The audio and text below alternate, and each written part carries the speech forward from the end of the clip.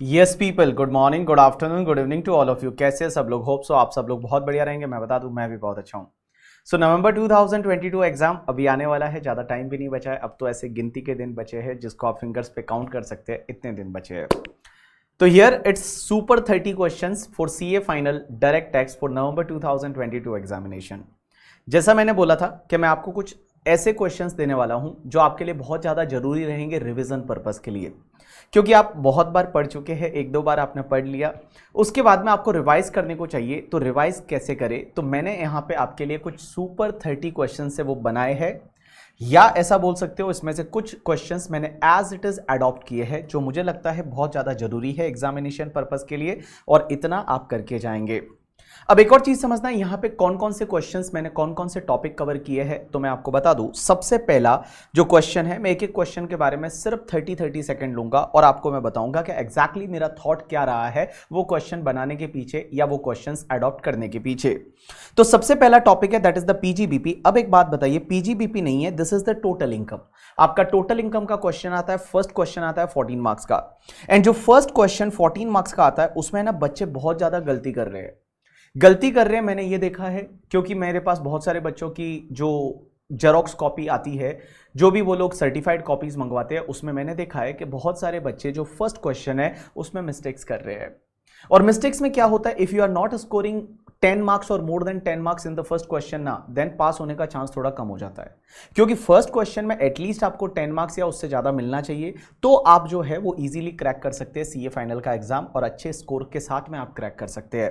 तो पहले क्वेश्चन पे आपको सबसे ज्यादा फोकस करना चाहिए, बिकॉज फर्स्ट क्वेश्चन मैंडेटरी रहता है एंड आपको 14 मार्क्स आएगा ही आएगा, और वो भी अपने को पता है कि मेजर एडजस्टमेंट रहने वाले वो बिजनेस से रहने वाले हैं, और ऑलमोस्ट एडजस्टमेंट ऐसे रहते हैं जो आपने पहले देखे हुए रहते हैं। हो सकता है कुछ एक दो एडजस्टमेंट ऐसे रहे जो आपके न्यू एडजस्टमेंट हो, बट ऑलमोस्ट एडजस्टमेंट आपके ऐसे रहते हैं जो आपने देखे हुए रहे। तो मैंने क्या किया, पीजीबीपी का एक मास्टर क्वेश्चन बनाया। मैं काफी टाइम से ये सोच रहा था कि क्यों ना पीजीबीपी का एक मास्टर क्वेश्चन बनाया जाए जिसमें मैं ऑलमोस्ट एडजस्टमेंट कवर कर जाऊं। ऑलमोस्ट एडजस्टमेंट कवर कर जाऊं, ऑलमोस्ट का मतलब यहां पे ऐसा नहीं है कि मैंने पीजीबीपी के जितने 100% एडजस्टमेंट होते हैं वो कवर कर लिए, नहीं। मैंने यहां पे ऑलमोस्ट एडजस्टमेंट जो मैंने लास्ट का ट्रेंड देखा 4-5 ईयर्स का, कि इंस्टीट्यूट क्या क्या पूछ रही है, कौन कौन से एडजस्टमेंट है वो इंस्टीट्यूट पूछ रही है, कौन कौन से ऐसे एडजस्टमेंट है जो आपको पूछे जा रहे हैं, तो वो एडजस्टमेंट मैंने इस क्वेश्चन में कवर किए हैं।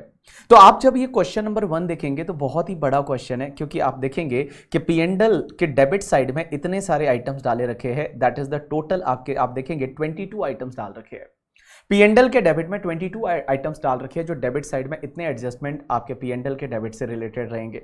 क्रेडिट साइड में आप देखेंगे तो 8 आइटम्स ऐसी है जो क्रेडिट साइड में डाल रखी है। फिर एडिशनल इन्फॉर्मेशन में आप देखेंगे तो एडिशनल इन्फॉर्मेशन में टोटल 12 पॉइंट्स ऐसे है जो एडिशनल इन्फॉर्मेशन में, तो ये एक मास्टर क्वेश्चन बन जाता है, एक टोटल इनकम का बड़ा क्वेश्चन बन जाता है, जिसमें मोस्टली यहां पे पीजीबीपी है, पूरा ही पीजीबीपी है। हाउस प्रॉपर्टी का मैंने एक एडजस्टमेंट लिया है, एक दो एडजस्टमेंट मैंने डिडक्शन के लिए है, और एक एडजस्टमेंट मैंने कैपिटल गेन का लिया है। बाकी ये पूरा क्वेश्चन जो है वो आपका पीजीबीपी पे बेस है, क्योंकि आप अगर पीजीबीपी के जितने सारे क्वेश्चंस करते हैं उसमें आप देखते हैं हर क्वेश्चन में वो टीडीएस नहीं काटा एंड सर्टेन एक्सपेंडिचर 30% और 100% डिसअलाउड होगा, वो हर क्वेश्चन में रहता है। डेप्रीशिएशन से रिलेटेड एडजस्टमेंट हर क्वेश्चन में रहता है। आप देखेंगे कि लाइक पॉलिटिकल पार्टी को डोनेशन दिया, इलेक्टोरल ट्रस्ट को डोनेशन दिया, वो एडजस्टमेंट हर क्वेश्चन में रहता है। आप देखेंगे अगर वो 40B वाली जो सेक्शन है, 43B वाली जो टांगड़ आती है कि अगर आपने रिटर्न फाइलिंग की ड्यू डेट तक certain expenditure not paid then that expenditure will be disallowed, वो हर क्वेश्चन में रहता है। कैश एक्सपेंडिचर आप मोर देन 10,000 का पेमेंट करते हैं, वो हर क्वेश्चन में रहता है।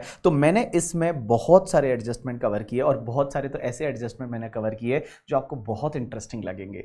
जब आप पहली बार करेंगे, आई नो दैट आप मिस्टेक करेंगे, और मैं चाहता हूं आप मिस्टेक यहीं पे कर लो, आप मिस्टेक यहीं पे करो और एग्जाम में आपको वो मिस्टेक का चांस ना बने। तो यहां पे ये क्वेश्चन मैंने लिया है। मैंने क्या किया, लास्ट के 4-5 साल में जो क्वेश्चंस पूछे थे उसमें से जो जो मेरे को बेस्ट एडजस्टमेंट लगते थे, मुझे लगता है कि ये बच्चे को आना चाहिए, जिसमें आईसीडीएस से रिलेटेड इसमें मैंने बहुत एडजस्टमेंट कवर किए। आप देखेंगे आईसीडीएस से रिलेटेड जो कॉन्ट्रैक्ट वाला है, रिटेंशन मनी वाला है, उसके बाद में आईसीडीएस से रिलेटेड जो सर्टेनिटी आती है, प्रोविजन जो सर्टेनिटी बेसिस पे अलाउ होता है, वो मैंने कवर किया है। So I have covered the maximum adjustment of the PGBP. तो ये क्वेश्चन आप देखेंगे तो बहुत ही प्यारा क्वेश्चन है, मैं बोलूँ मेरा पर्सनली फेवरेट क्वेश्चन है। इसमें कार्बन क्रेडिट वाला पॉइंट मैंने कवर किया है, तो इसमें काफी सारे एडजस्टमेंट मैंने कवर किए।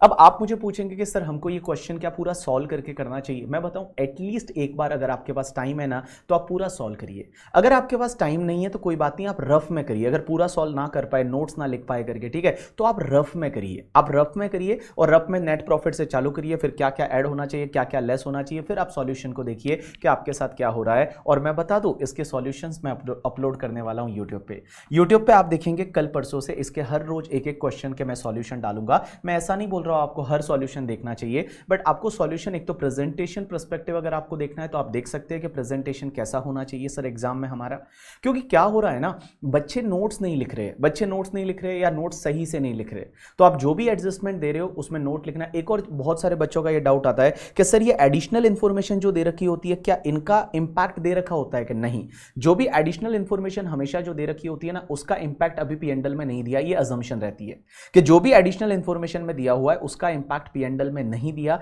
ये एक जो है एक अजम्पशन है, ये अजम्पशन बेसिस पे अपन चलते हैं करके, ठीक है। चलिए तो मैं इसका जब सॉल्यूशन वाला वीडियो अपलोड करूंगा तो आपको इसके बारे में और मैं ज्यादा बताऊंगा, और ये क्वेश्चन आप देखेंगे तो इसका सॉल्यूशन जो चल रहा है वो टोटल मैंने ये 62 पेजेस का फाइल आपके लिए अपलोड किया है, और 62 पेजेस में से आप देखेंगे तो approx 11 pages, 11 and half pages means 11 pages जो है that is dedicated to only one question, that is PGBP का। उसके बाद मैंने क्वेश्चन नंबर 2 जो लिया है, ये क्वेश्चन भी मेरा पर्सनल फेवरेट बोल सकते हैं, जिसमें मैंने सेक्शन 9B और 45(4) को लिया है। 9B सेक्शन 45(4) ये कैपिटल गेन का एक बहुत ही प्यारा अमेंडमेंट है, और ये अमेंडमेंट एग्जाम में इस बार कवर कर सकता है, क्योंकि मेरे को लगता था last exam, but last exam में कवर नहीं किया, और लास्ट एग्जाम का जो आरटीपी था, आरटीपी में आपको पता है ये क्वेश्चन ऐसा क्वेश्चन दिया हुआ था, मैंने एज इट इज वो एमसीक्यू वाला क्वेश्चन नहीं लिया, मैंने फैक्ट वो के वो ले लिए, फिर उसके हिसाब से मैंने परम्यूटेशन कॉम्बिनेशन लगा के मैंने इस क्वेश्चन को एक्सटेंड किया है, मैंने उसके 5 पार्ट कर लिए कि अगर आपको ये डिस्क्रिप्टिव क्वेश्चन आता है तो आप इसको कैसे सॉल्व करेंगे, कि 9B का इंप्लीकेशन कैसे आएगा, 45(4) का इंप्लीकेशन कैसे आएगा, अगर जो पार्टनर को असेट मिलती है वो अगर बेच देता है तो क्या होगा, एट्रीब्यूशन का रूल्स कैसे बोलेगा, अकाउंटिंग का इंपैक्ट कैसे आएगा। So this question is my personal best question, handmade question है करके, ठीक है। No doubt I have taken the like last वाला आरटीपी के जो फैक्ट्स है वो मैंने यहां से लिए हैं, यहां से वो क्वेश्चंस को लिया है, और उसके साथ में मैंने इसको सॉल्व किया है, और उसके साथ में बहुत सारे एडिशन मैंने यहां पे किए हैं। So this is my personal best question. So इसको भी आप ढंग से एक बार ट्राई करेंगे, अदरवाइज मैं इसका वीडियो डाल दूंगा। उसके बाद में तीसरा जो क्वेश्चन है आप देखेंगे तो तीसरा question is related to the capital gain only slum sale का क्वेश्चन है, and in this question slum sale is a most favourite topic nowadays because there is amendment. So amendment है तो स्लम सेल का last time भी आया था, last time in the May 2022 exam आपको पता रहेगा जो केस सिनेरियोज था, केस सिनेरियोज में one case scenario was belongs to the slump sale, मेरे को लगता है वापस आ सकता है करके, ठीक है। ऐसा कोई जरूरी नहीं कि लास्ट एग्जाम में आया था तो इस बार नहीं आएगा, केस सिनेरियो में ना आके हो सकता है डिस्क्रिप्टिव क्वेश्चन में आपको ये क्वेश्चन मिल सकता है, ऐसा क्वेश्चन मिल सकता है। तो इसमें मैंने क्वेश्चन को मॉडिफाई किया है बहुत सारी चीज़ों को लेके कि आपको क्या क्या मिल रहा है, जैसे मनी मिल रहा है, हाउस प्रॉपर्टी मिल रहा है, बिटकॉइंस मिल रहा है, किसी कंपनी के शेयर्स मिल रहे हैं, और आप अपनी अंडरटेकिंग ट्रांसफर कर रहे हैं, तो कैपिटल गेन कैसे कैलकुलेट होगा। सो this question is also very nice question capital gain topic से, ठीक है। क्वेश्चन नंबर 3 के बाद जो क्वेश्चन नंबर 4 है ये मैंने एज इट इज लिया है आईसीआई के मॉड्यूल से, आईसीआई के मॉड्यूल से मैंने ये 115BAA 115BAB and section 80JJAA, मुझे ये लगता है ये क्वेश्चन बहुत ही प्यारा क्वेश्चन है। इसका रीजन ये है क्योंकि इसमें एक तो ये न्यू सेक्शंस कवर हो रही है, 115BAA 115BAB और 80JJAA जो है वो मिलता है, अगर आप न्यू सेक्शंस लेते हैं तो भी आपको 80JJAA का डिडक्शन मिलता है, तो उसके बेस पे ये क्वेश्चन है, बहुत ही प्यारा क्वेश्चन है, ये मैंने लिया है। आप देखेंगे question number 4।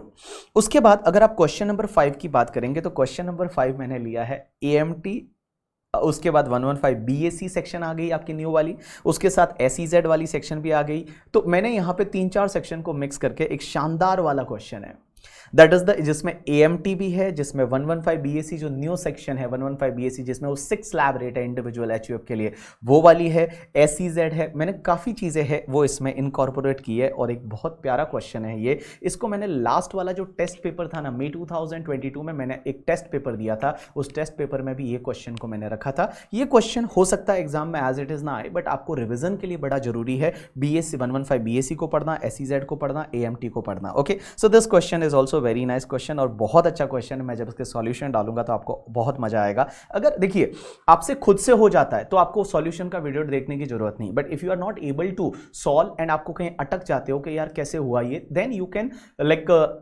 Check the solution video. और मैं ये करूंगा कि हर सॉल्यूशन के लिए अलग अलग वीडियो डालूंगा, अलग अलग पार्ट्स डालूंगा, जिससे क्या है ना, जैसे हो सकता है you don't want to see the fourth question का आंसर, फोर्थ क्वेश्चन आपको आता है बहुत अच्छे से, तो फिर आप उसका वीडियो ना देखिए, आप सीधा अगर आपको डाउट है सेवेंथ क्वेश्चन में तो सेवेंथ क्वेश्चन वाला वीडियो है वो ही आप इस चैनल पे देखेंगे। तो ये 115 बीएससी वाली जो टैक्स रेट वगैरह है और उससे रिलेटेड ये क्वेश्चन है, बहुत ही प्यारा क्वेश्चन। उसके बाद AMT SEZ 35 AD वाला सेक्शन क्वेश्चन, जहां पे AMT भी है, यहां पे भी SEZ 10AA और 35 AD को मैंने यहां पे इनकॉर्पोरेट किया है। ये PQR लिमिटेड वाला क्वेश्चन है, ये आपके कंपाइलर में भी है बट मैंने इसमें थोड़ा मॉडिफाई किया है। इस क्वेश्चन में मैंने थोड़ी कलाकृति की है, कलाकृति बोलते हैं, थोड़ा मैंने क्या बोलते हैं इसमें इनोवेशन किया है और मैंने यहाँ पे कुछ ऐसे पॉइंट्स डाले हैं जो आपको एग्जाम के लिए ध्यान रखने हैं। जैसे मैंने यहाँ पे बोला है कि ये प्रॉफिट 47 लाख है, लेकिन उसमें sale of import entitlement licence का इतना है, ड्यूटी ड्रॉबैक का इतना है, एक्सपोर्ट सेल्स है वो एक्सपोर्ट सेल्स इतना है आपका, लेकिन उसमें से RBI ने जो लिमिट दे रखी है उसमें आपने 72 लाख रीपेट्रिएट किया है, तो उससे क्या चेंजेस आएंगे, कैसे आएंगे। This question is given in our compiler also, but भैया यहाँ पे मैंने कुछ चीजें हैं वो एडिशन की है, बिकॉज आप सेम क्वेश्चन सॉल्व करने जाओगे तो ऑब्वियसली आप इजीली कर पाओगे, आपने रट्टा मारा होगा, but when I made the addition तो आपके लिए थोड़ा डिफिकल्टी जाएगा and I want that difficulty के एग्जाम से पहले आप थोड़ी डिफिकल्टी है वो फेस करें। उसके बाद मैट का क्वेश्चन, मैट का क्वेश्चन भी मैंने बहुत प्यारा बनाया है, क्योंकि मैट में क्या होता है ना, देखो सिमिलर एडजस्टमेंट आते हैं। अब आप इतने सारे एडजस्टमेंट है मैट में, इतने सारे क्वेश्चन है, बट आप देखेंगे ऑलमोस्ट तो सिमिलर एडजस्टमेंट आते हैं, तो मैंने यहाँ पे मैक्सिमम एडजस्टमेंट कवर करने की कोशिश की है। तो मैंने यहाँ पे क्या किया, वो इंडेस वाला जो है वो वाले एडजस्टमेंट भी इनकॉर्पोरेट किए हैं, नॉन इंडेस वाले इनकॉर्पोरेशन किए हैं। वो एक एडजस्टमेंट आता है that is the dividend from Indian company है वो है, फिर profit on establish of SEZ जो है उसका प्रॉफिट है वो भी मैंने यहाँ पे इंक्लूड किया है। तो ये आपका मैट का क्वेश्चन है और मैट के क्वेश्चन में भी मैंने यहाँ पे कुछ एडजस्टमेंट है वो इनकॉर्पोरेट किए, तो ये as it is question adopted नहीं है, there are some adjustment that is incorporated by BB। Okay, so यहाँ पे मैंने एडजस्टमेंट किए हैं, तो आप इसको देखेंगे तो आपको अच्छा लगेगा, आपको मजा आएगा। उसके बाद में मैट वाला क्वेश्चन के बाद में अगर मैं बात करूं तो मैट के बाद में मैंने क्वेश्चन नंबर 8 है जो कैपिटल गेन में जो JDA वाली सेक्शन है 45(5) है, joint development agreement. You know that joint development agreement में क्या होता है कि जॉइंट डेवलपमेंट अग्रीमेंट में when you enter individual HUF तो कैपिटल गेन अब नहीं लगता है, उस प्रोजेक्ट का CC आता है उस ईयर में कैपिटल गेन लगता है। तो मेरे को पता नहीं क्यों लग रहा है कहीं ना कहीं पे कि इसका क्वेश्चन एग्जाम में पूछा जाएगा, और जब इसका क्वेश्चन एग्जाम में पूछा जाएगा, क्योंकि ये कंसेप्ट पे अभी तक फाइनल में क्वेश्चन आया नहीं है and I think that they will ask you the question in the examination, मेरे को पता नहीं ऐसा इंट्यूशन आ रहा है, तो इसके लिए मैंने एक क्वेश्चन यहाँ पे डाला है जो कि जॉइंट डेवलपमेंट अग्रीमेंट से रिलेटेड है। बहुत प्यारा क्वेश्चन है, इसमें आप जॉइंट डेवलपमेंट अग्रीमेंट देखेंगे, उसके साथ साथ में हाउस प्रॉपर्टी से रिलेटेड एडजस्टमेंट है, हाउस प्रॉपर्टी के इंटरेस्ट का डिडक्शन, उसके साथ साथ में मैंने यहाँ पे 80EEA का जो डिडक्शन है वो भी यहाँ पे लिया है। जब आप देखेंगे 80EEA का डिडक्शन है, 80EEA का डिडक्शन है जब हाउसिंग लोन आप लेते हैं और उसमें कंडीशन होती है कि आपका प्रॉपर्टी का SDV 45 लाख से ज्यादा नहीं होना चाहिए and all, so that adjustment also I have covered here. Now question number 9 अगर आप देखेंगे तो that is the taxation of charitable trust. So charitable trust है, that is the most favourite topic of the examiner, every time 6 to 8 mark question will be from the charitable trust. तो मैंने trust का एक question लिया और मैंने यहाँ पे कुछ एडजस्टमेंट है वो इनकॉर्पोरेट करने की कोशिश की है, मैंने और भी एडजस्टमेंट यहाँ पे लिए है, तो ये एज इट इज क्वेश्चन नहीं है, यहाँ पे भी मैंने कुछ एडजस्टमेंट है वो इनकॉर्पोरेट किए हैं और कुछ एडजस्टमेंट मैंने यहाँ पे एक्स्ट्रा जोड़े हैं करके, ठीक है। तो आप इस क्वेश्चन को देखेंगे और इस क्वेश्चन में मैंने अमेंडमेंट्स है वो इनकॉर्पोरेट करने की कोशिश की है, बिकॉज अमेंडमेंट है वो पूछे जाते हैं एग्जाम में, क्योंकि इस बार का आप RTP देखेंगे, RTP second MCQ case scenario that is based on the amendment, so amendment से वो पूछे जा सकते हैं, इसके लिए मैंने इसमें अमेंडमेंट भी लिए। ये question similar question I have given in the compact, अगर आप कॉम्पैक्ट में पढ़ते होंगे तो कॉम्पैक्ट में सिमिलर क्वेश्चन है, but I think you should refer this question because I made certain amendments, I made certain more amendment in this particular question. Okay, so this question is a very nice question. After that question number 10 है, that is I have just opted as it is. Question number 10 है, exit tax है, और exit tax का जो best question था that I have opted, it is from the past examination question of the ICAI का past examination का ये question था। इसमें मैंने ऑब्वियसली डेट्स वगैरह है वो चेंज करके और आपके एग्जाम के लिए जो रिलेवेंट डेट है that is incorporated in this question. So question number 9 and 10 is obviously very nice question. उसके बाद में क्वेश्चन नंबर 11 है डीटी डबल ए का। अगर आप डीटी डबल ए का ये एक क्वेश्चन कर लेते हो ना, then also it is sufficient, because DT double A का ये जो क्वेश्चन है that is the Rohan Babu and Tollywood actors, and this question is very nice because इसमें फॉरेन की जो टैक्स रेट है, फॉरेन की टैक्स रेट कैसे कैलकुलेट करेंगे उसकी भी इंफॉर्मेशन, और फॉरेन की टैक्स रेट और Indian tax rate whichever is lower multiply by the doubly tax income है, उस पर आपको रिबेट मिलता है। So this question is as it is adopted from the compiler, compiler में ये क्वेश्चन है, एज इट इज मैंने यहां पे लिया है, आप इसको ढंग से करके जाएंगे। उसके बाद अगर मैं आपको बात करूं तो question number 12 is a handmade. Question number 12 है वो बिजनेस ट्रस्ट से रिलेटेड क्वेश्चन है, और बिजनेस ट्रस्ट से रिलेटेड मैंने क्या किया, यहां पे दो यूनिट होल्डर लिए हैं, वन इज द सैम करके and one is the Hari. Sam is a non resident unit holder, Hari is a resident unit holder. अगर नॉन रेजिडेंट को इनकम मिलेगी तो कैसे टैक्सेबल होगी, कितना टीडीएस कटेगा, if income is received by the resident then कैसे टैक्सेबल होगी, कितना टीडीएस कटेगा, उसके ऊपर ये क्वेश्चन है पूरा। एंड अगर वो एसपीवी है वो 115BAA का बेनिफिट लेती है तो क्या होगा, 115BAA का बेनिफिट नहीं लेती तो क्या होगा। सो this question is also very nice question.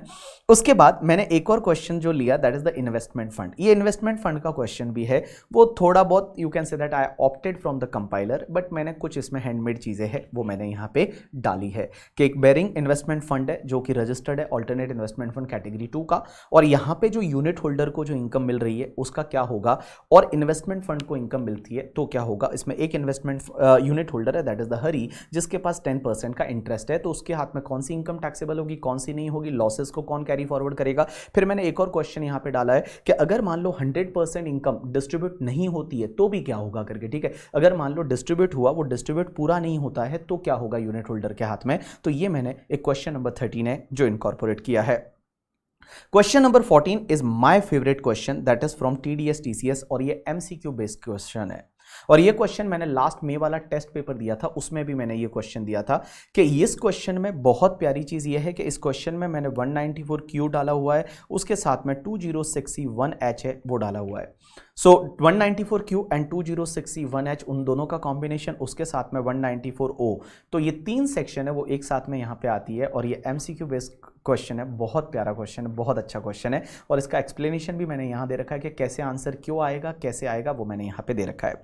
उसके बाद when it's comes to the transfer pricing, देखिए ट्रांसफर प्राइसिंग में मैंने कुछ क्वेश्चन है वो एज इट इज लिए है, बिकॉज ट्रांसफर प्राइसिंग में कोई ज़्यादा एडजस्टमेंट होते नहीं है। अगर कोई पर्टिकुलर मेथड का क्वेश्चन आता है तो सेम मेथडोलॉजी आपको अप्लाई करनी रहती है। So when it's comes to the transfer pricing में ये कप मेथड का क्वेश्चन है जिसमें नॉन जुरिस्डिक्शनल एरिया जो 94A को इसमें मैंने इनकॉर्पोरेट साथ में किया हुआ है। तो इस क्वेश्चन में आप देखेंगे तो 94A जो है वो 94A के बेस में, और एनजे जब होता है तो ट्रांसफर प्राइसिंग लगाते टाइम अगर एक से ज़्यादा आर्म लेंथ प्राइस आती है तो पता है उसमें वो 3% का टॉलरेंस बैंड नहीं मिलता, और वो 3% 1% का टॉलरेंस बैंड नहीं मिलता, उस बेस पे ये क्वेश्चन है। But this question is very nice question, आप बोल सकते हैं this question is very good question, आपको मजा आएगा जब आप करेंगे तो। उसके बाद उसके अगला क्वेश्चन आप देखेंगे, so that is also from transfer pricing, but this question is on the 94B। 94B का आपको पता है वो इंटरेस्ट का लिमिट होता है EBITDA का, EBITDA इबिट्टा का 30%, और वो कैसे कैलकुलेट होगा, यहाँ पे देखिए एम्प्लॉय बेनिफिट भी दे रखा है, इंटरेस्ट पेड भी दे रखा है, depreciation, income tax, profit transfer to reserve, तो यहाँ सब इन्फॉर्मेशन दे रखी है, उसके बेसिस पे आपको earning before interest and tax है वो आपको निकालना पड़ेगा, उसका 30% का लिमिट कैसे अप्लाई करना है। So this question is also very good, that is from your transfer pricing topic. अब एक बात समझना, इसके बाद मैंने नॉन रेजिडेंट जो है, नॉन रेजिडेंट टैक्सेशन से एज इट इज क्वेश्चन लिया है लॉर्ड्स आईएनसी का, और ये टेक्निकल सर्विस से रिलेटेड क्वेश्चन है कि अगर इंडिया में पीई है तो क्या होगा और पीई नहीं है तो क्या होगा। तो यहां पे सेक्शन 115A का इंप्लीकेशन आएगा और उसके साथ साथ में 44DA का इंप्लीकेशन आएगा। ये क्वेश्चन एक बार आई थिंक एग्जाम में आया हुआ है पहले करके, ठीक है, सेम क्वेश्चन एग्जाम में आया हुआ है, सेम क्वेश्चन मैंने यहाँ पे इनकॉर्पोरेट किया है, जो मुझे लगता है कि नॉन रेजिडेंट टैक्सेशन के लिए ज्यादा जरूरी है। मेरे को ये अपील वाला एक केस लॉ पता नहीं क्यों मुझे लगता है एग्जाम में आएगा, that case law is I think that Pepsi foods वाला, आपको याद रहेगा वो पेप्सी फूड्स का मैंने आपको बताया था, पेप्सी फूड्स लिमिटेड का केस लॉ मुझे लगता है ज्यादा जरूरी है, एग्जाम में ये कवरेज कर सकता है, that's why I have putted here Pepsi foods का केस लॉ, ठीक है। उसके बाद ट्रांसफर प्राइसिंग में रीसेल प्राइस मेथड वाला एज इट इज क्वेश्चन मैंने कंपाइलर में भी दे रखा है, सेम क्वेश्चन आईसीआई मटेरियल में है, तो रीसेल प्राइस मेथड पे, क्योंकि आपकी कॉस्ट प्लस मेथड पे लास्ट टाइम क्वेश्चन आ चुका है, तो इस बार हो सकता है रीसेल प्राइस मेथड या फिर कप मेथड है उस पर क्वेश्चन पूछा जा सके। उसके बाद में अगर मैं बात करूं, क्वेश्चन नंबर 20 है वो मैंने पोएम पे लिया है, that is place of effective management and control. और ये क्वेश्चन आपके पास्ट एग्जामिनेशन का क्वेश्चन है, जिसमें स्विट्जरलैंड, स्वीडन एंड इंडिया में उनके 3 जगह है वो ऑफिसेज है, और 3 जगह पे आपकी असेट्स की वैल्यू कितनी है वो सब बेसिस पे ये चीजें दे रखी है। तो ये क्वेश्चन पास्ट एग्जामिनेशन से है, आईसीआई का क्वेश्चन है, कंपाइलर में भी दे रखा है अगर आप पास्ट एग्जामिनेशन क्वेश्चन देखेंगे तो। उसके बाद ट्रांसफर प्राइसिंग से मैंने एक और क्वेश्चन लिया है, that is related to the secondary adjustment, कि भैया आपका जो सेकेंडरी एडजस्टमेंट है वो सेकेंडरी एडजस्टमेंट कैसे होता है, प्राइमरी एडजस्टमेंट कैसे होगा, सेकेंडरी एडजस्टमेंट कैसे होगा, और उस पर अगर आप चाहते हैं कि आपको क्या बोलते हैं एडिशनल टैक्स भरना है तो वो कैसे करना है, ये मैंने आईसीआई के एमसीक्यू केस सिनेरियो से लिया है। तो यहां पे जो है आप देखोगे ये वाला क्वेश्चन और उसके आगे वाले ये जो क्वेश्चन है, क्वेश्चन नंबर 22 है, क्वेश्चन नंबर 23 है, क्वेश्चन नंबर 24 है, क्वेश्चन नंबर 25 है, मींस यहां पे आप देखेंगे अप्रोक्स क्वेश्चन नंबर 28 तक ये डिविडेंड वाला क्वेश्चन है। तो ये जो क्वेश्चन है ना, मैंने एज इट इज आईसीआई के उससे लिए है केस सिनेरियो से। आईसीआई ने केस सिनेरियोज दे रखे, एक अलग से बुकलेट दे रखी है, उसमें मुझे जो बेस्ट केस सिनेरियोज लगते थे, मुझे लगता था कि यहाँ पे अगर इतना किया जाए तो बच्चे का काफ़ी ज़्यादा कॉन्सेप्ट कवर हो जाता है, और जहाँ मल्टीपल टॉपिक का इन्वॉल्वमेंट है और दिमाग लगाना पड़ रहा है वो वाले केस सिनेरियोज मैंने यहाँ पे लिए हैं। उसके बाद आप देखेंगे तो ये केस सिनेरियो वाला ही चल रहा है यहाँ पे, जहाँ पे मैंने टीडीएस टीसीएस डिडक्शन वाला एक और क्वेश्चन नंबर 27 है, 28 तक आपका यही है।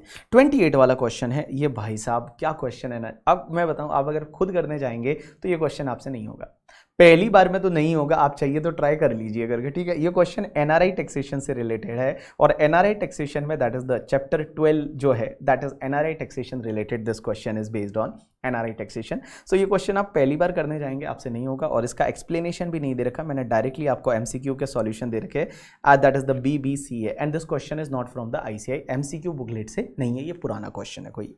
उसके बाद मैंने क्वेश्चन नंबर 29 है, ये मैंने लिया है Gomti private limited, as it is from the compiler. आप देखेंगे that is the agriculture and business income, आपका बाइफिकेशन होता है टी कॉफी एंड रबर के केस में, और वहां पे एक 33 AB का डिडक्शन मिलता है। तो मैंने यहाँ पे क्या किया है, 33 AB को पूरा अच्छे से इसमें एक्सप्लेन हो जाता है। सेक्शन 79 का रेफरेंस भी आता है कि whenever like set off carry forward there is one section 79। So this is the question number 29, and one more question is a question number 30 is a FII, that is from non resident taxation. This is also as it is question है, आप देखेंगे तो ये question जो है already आपको compiler में मिल जाएगा।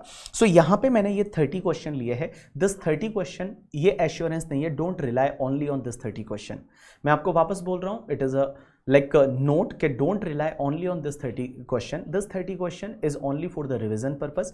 मुझे ये लगता है मेरा पर्सनली, जैसे इसमें आप देखोगे तो असेसमेंट के क्वेश्चन कवर नहीं है, क्योंकि असेसमेंट के थ्योरेटिकल क्वेश्चंस होते हैं, आप एक बार उसको रीड करोगे तो आपको समझ में आ जाएगा। इसमें असेसमेंट, इसमें कंप्यूटेशन पार्ट मैंने पूरा कवर किया, इंटरनेशनल टैक्सेशन से रिलेटेड जितने पॉइंट्स थे वो इसमें कवर किए। आप देखेंगे DTAA का क्वेश्चन है, ट्रांसफर प्राइसिंग के है, इक्वलाइजेशन लेवी का एक केस सिनेरियो है वो इसमें है करके, ठीक है। तो वहां से आपका जो है वो नॉन रेजिडेंट टैक्सेशन है, NRI का टैक्सेशन है, वो मैंने यहाँ पे मेजर पार्ट कवर किया है। और साथ में जो प्रैक्टिकल कंप्यूटेशन में देखोगे PGBP का बहुत प्यारा क्वेश्चन है, 33 ABA वाला जो क्वेश्चन है वो मैंने आपको इसमें दिया है। उसके बाद में आप देखोगे मैट का क्वेश्चन है, SEZ के क्वेश्चन है, AMT के क्वेश्चन है, न्यू सेक्शन जो 115 BAA है, BAB है, BAC है, उससे रिलेटेड आपको क्वेश्चन है, ट्रस्ट का क्वेश्चन है, आपका एग्जिट टैक्स का क्वेश्चन है। तो ये कंप्यूटेशन वाला पार्ट है, उसके मेजर क्वेश्चन है वो मैंने यहाँ पे कवर किए हैं। So one more point, one more time, it is a disclaimer, don't rely only on this 30 question. Obviously आपको जो कंपाइलर में दे रखे वो क्वेश्चन करने पड़ेंगे, बट यहाँ पे मैंने ये 30 इसलिए दिए है कि आप बहुत सारे क्वेश्चन एलिमिनेट कर सकते हो। जैसे PGBP का ये बड़ा सा क्वेश्चन आप देख लेते हो ना, तो आप देखोगे कि जो आपके कंपाइलर में क्वेश्चन दे रखे हो सकता है PGBP के आप कम से कम 15 क्वेश्चन है वो एलिमिनेट कर लो, 15-20 क्वेश्चन है वो एलिमिनेट हो जाते हैं इस एक क्वेश्चन से, क्योंकि एडजस्टमेंट है वो रिपीटेड है। अब एक और क्वेश्चन बहुत सारे बच्चों का ये आता है कि sir for this examination are you going to give कोई ऐसा इंपॉर्टेंट क्वेश्चन का और लिस्ट देने वाले हो जो कंपाइलर से मार्क करा दो। मैं बताऊं, मैंने आपको दे रखा है मई 2022 वाले एग्जाम के लिए। आप टेलीग्राम ग्रुप पे जाएंगे, एंड इन टेलीग्राम ग्रुप में आप जाने के बाद 1 मई का एक मेरा पोस्ट देखेंगे। 1 मई को मैंने डाला हुआ है फाइल करके कि आपको किन चीज़ों पर ध्यान देना चाहिए, कौन कौन से क्वेश्चन कंपाइलर कॉम्पैक्ट से करने चाहिए लास्ट डे के लिए। तो वो एज इट इज इस एग्जाम के लिए भी रहेगा, और अलॉन्ग विद आप ये जब देखेंगे करके, ठीक 30 देखेंगे तो वो जो लिस्ट दे रखी है ना उसमें से काफ़ी चीज़ें एलिमिनेट हो जाएगी। वो जो लिस्ट आपको दे रखी है उसमें से काफ़ी चीज़ें एलिमिनेट हो जाएंगी जब आप ये 30 क्वेश्चन से वो आप करेंगे। तो आप ट्राई करिए खुद करने का। अगर आपसे खुद नहीं होता है, don't worry, I will put the video of the each question, I will try to put as soon as possible, but my lecture are going on, means morning evening I am totally occupied with lecture. So मैं try करूंगा कि आप लोगों को वो question है वो दूँ, ठीक है। So thanks a lot people, आज के लिए इतना बहुत है। और भैया टाइम है वो गिनती का रहा है करके, ठीक है। फोकस कर लो पढ़ाई पे, बिकॉज बाद में कोई बोलने वाला नहीं है, ना हम बोलने वाले हैं, ना घर वाले बोलने वाले, ना कोई बोलने वाला है, सिर्फ आप ही बोलने वाले हो। आपका टाइम आने वाला है करके, ठीक है। और टाइम आएगा आपका, लोगों का मतलब बोलते हैं टाइम आता है, आपका तो दौर आएगा। So don't worry about that, पढ़ाई पे ध्यान दे दीजिए, because that is only in your control. बाकी चीज़ें आपके कंट्रोल में नहीं है, आपके कंट्रोल में है। आप पढ़ाई पे ध्यान दें, अच्छे से पढ़ाई करें, चीज़ों को अच्छे से ग्रास्प करें, अपनी मेंटल हेल्थ पे थोड़ा ध्यान रखें, थोड़ा फिजिकल एक्टिविटी दिन में करते रहे, आधा घंटा घंटा है वो घूम ले, गाने वाने गुनगुनाते रहे करके, ठीक है। और बाकी आप है वो सिर्फ पढ़ाई करते रहे। Thanks a lot people, that's enough for today from my side, see you in the next lecture. अच्छा, ये कहाँ मिलेगा file? This file is available on the our Telegram group. तो आप टेलीग्राम ग्रुप पे जाएंगे, टेलीग्राम ग्रुप का इस डिस्क्रिप्शन में लिंक है, आप वहाँ पे जाके इस फाइल को डाउनलोड कर सकते हैं।